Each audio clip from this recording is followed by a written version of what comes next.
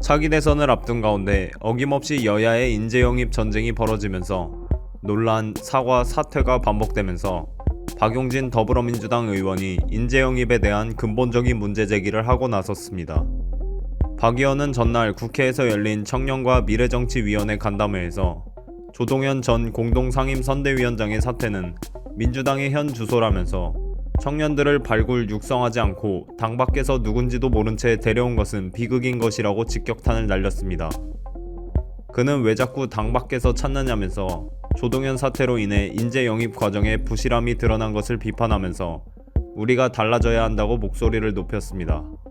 박 의원은 부실한 인재 영입에 대해 청년에게 기회를 주는 게 아니라 당의 미천을 드러낸 것이라고 꼬집으면서 청년 세대에 기회를 주고 이들을 육성하는 게 필요하다. 청년 세대의 정치 역량을 키워야 한다고 강조했습니다.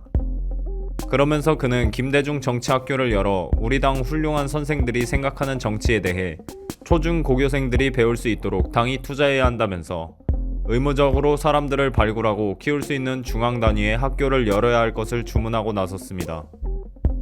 앞서 민주당은 2030의 여성 표심을 위한 워킹맘의 1982년생 육군사관학교 출신의 군사 전문가인 조동현 서경대 군사학과 교수를 1호 영입 인사로 발표했습니다. 다만 조 교수는 첫 번째 결혼 생활에서 혼외자 출산 논란이 일며 과거사에 발목이 잡혔는데 더욱이 그는 전날 성폭력에 의한 원치 않은 임신이었다는 사실을 밝히며 일파만파로 논란이 걷잡을 수 없을 정도로 확산되는 양상에 놓였습니다.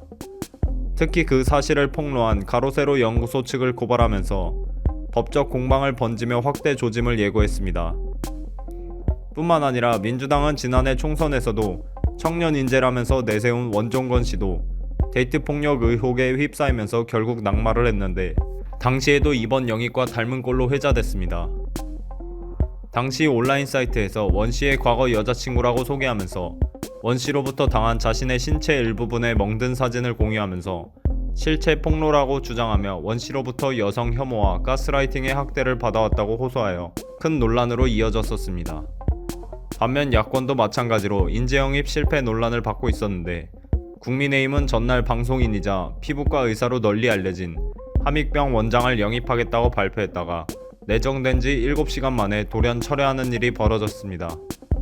함 원장은 지난 2014년도에 언론과의 인터뷰에서 국방의 의무를 지지하는 여성은 4분의 3만이 권리를 행사해야 한다. 독재가 왜 잘못된 것인가? 더 잘 살 수 있으면 왕정도 상관없다. 대한민국이 이 정도로 발전할 수 있었던 것은 박정희의 독재가 큰 역할을 했다 등의 발언을 하여 여혐과 독재 찬양가라는 비판의 구설수에 올랐습니다. 이에 이양수 국민의힘 선대위 수석 대변인은 입장문을 통해 오늘 발표한 함 공동선대위원장 내정은 언론에 제기된 문제를 선대위가 검토해 본인과 상의한 후 철회했다고 밝히면서 수습에 나서며 인재 영입 실패 논란에 가세했습니다. 일각에서는 여야를 떠나 인재 영입 과정에 있어 부실한 검증과 소위 셀럽으로 분류되는 시대적 상황에 따른 당시의 유명인에 치우쳐진 구조적인 문제를 보이고 있다는 지적이 잇따른다고 관측했습니다.